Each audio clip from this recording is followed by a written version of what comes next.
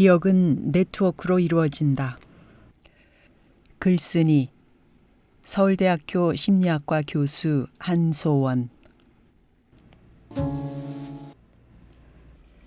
자전거 탈 줄 아세요? 지난 주말에는 뭘 하셨어요? 이 동네에서 잘 알려진 맛집 있으면 알려주시겠어요? 뉴턴의 운동 방정식이 뭔가요? 이런 질문들은 모두 기억하고 있는 바를 묻고 있지만 각각의 질문에 담긴 기억의 체계는 모두 다르다. 자전거를 타는 것, 젓가락을 사용하는 것, 키보드의 자판을 보지 않고 타이핑을 하는 것, 외우고 있는 곡을 피아노로 연주하는 것 등은 의식적으로 설명할 수 있는 것이 아니라 암묵적으로 기억하는 일들이다. 자전거를 타는 연속된 동작을 우리는 의식적인 움직임으로 구별하지 못한다. 지금 처음 피아노를 배우는 게 아니라면 피아노를 치는 각 손가락들의 움직임을 의식적으로 나누어 기억하는 것이 아니다. 이런 행동들은 암묵기억의 예시이다. 연속된 움직임은 하나의 단위로 묶어서 이루어지므로 우리가 의식하지 않더라도 몸이 기억하게 된다. 암묵기억과는 달리 의식적인 유형의 기억을 외현기억이라고 한다. 외현기억은 두 유형으로 크게 나눌 수 있다.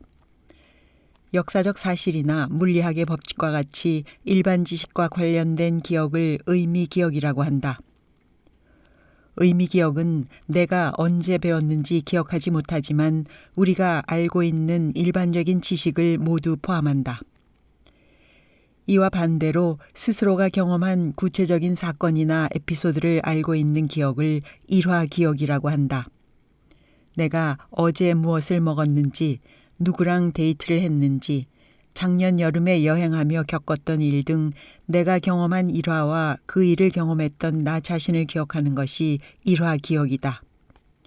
일반적인 지식을 알고 있는 것은 의미기억이지만 그 지식을 알게 된 상황과 누군가 나에게 말해준 대화를 기억한다면 일화기억이 될 수도 있다. 위에 언급한 기억들은 장기기억이지만 몇 초 정도 의식 속에 머무는 단기기억도 있다. 단기기억의 내용은 주의를 기울이고 반복하고 활용하면서 장기기억으로 넘어갈 수도 있고 짧은 시간 후에 사라질 수도 있다. 대화를 할 때 앞에서 말하는 사람의 말을 들으면서 다음에 내가 한 말을 계획한다. 내가 말을 시작할 때도 이전에 앞 사람이 한 말을 생각 속에 담고 있어야 다음 말을 연결해서 할 수 있다. 이런 과정은 단기 기억이다. 이렇듯 기억은 한 가지 체계가 아니다. 과거의 일을 모두 저장해 놓는 저장소가 뇌 안에 따로 존재하거나 정해진 것도 아니다.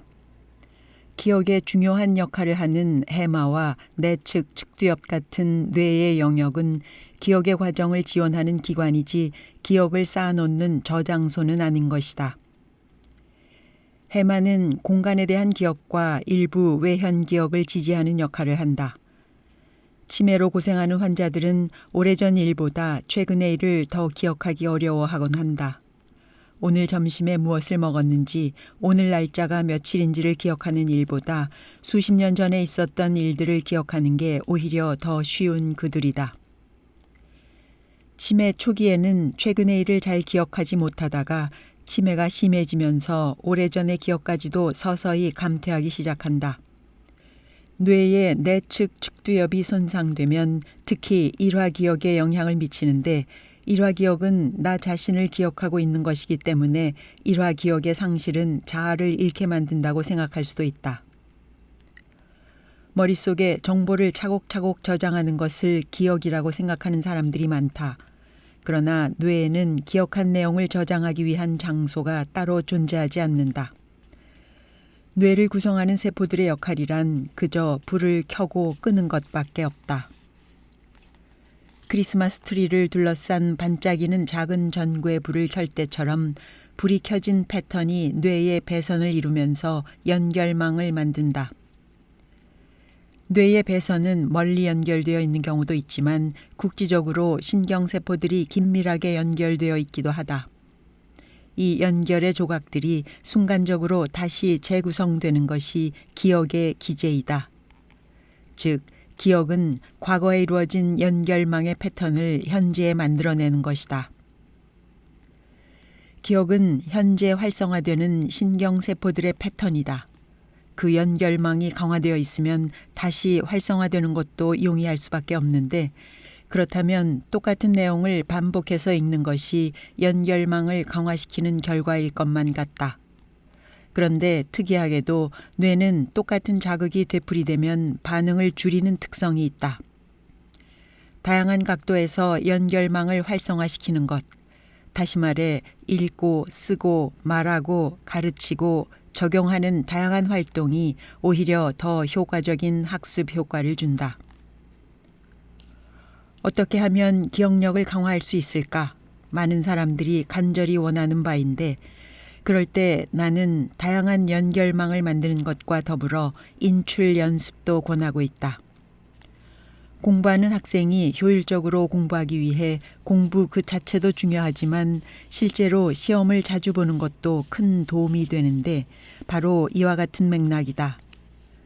정보를 입력하는 과정과 출력하는 과정 모두에서 감각기관과 운동기관의 다른 활성화가 이루어진다는 점이다.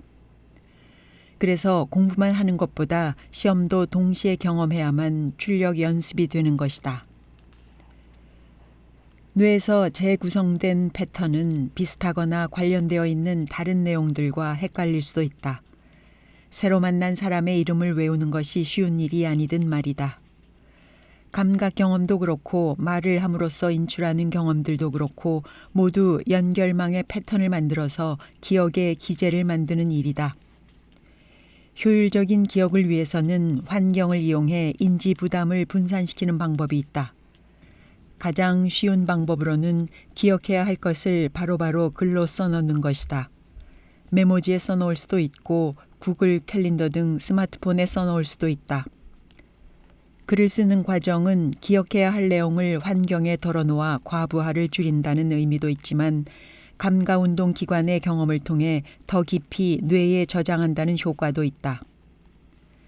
단순한 반복보다는 읽고 쓰고 다른 사람에게 가르쳐주는 등의 다양한 과정이 더 깊은 학습 효과를 만든다는 것은 널리 알려져 있다. 나이가 들면서 새로운 것을 배우는데 시간이 오래 걸릴 수 있다. 뇌의 노화로 인해 신경세포를 잃은 이유도 있고 정보 처리 속도가 느려진 탓도 있다. 그러나 쉽게 한 공부보다 어렵게 한 공부가 더 오래 기억된다. 오래 걸린다고 해서 새로운 것을 배우지 못하는 것이 아니다. 오래 걸려도 새로 학습할 수 있으면 우리의 뇌가 계속 기능하고 있다는 증거다. 기억력 때문에 스트레스 받을 필요는 없다. 변화하는 것을 받아들이고 선택하면서 적응해가면 되는 일이다. 시를 외워서 낭독하는 것, 새로운 노래를 배워서 부르는 것도 기억의 출력 과정을 이용하면서 뇌를 움직이는 연습이다. 새로운 춤 동작을 배우며 스텝을 외워서 밟아 나가는 과정도 매우 좋은 활동이다.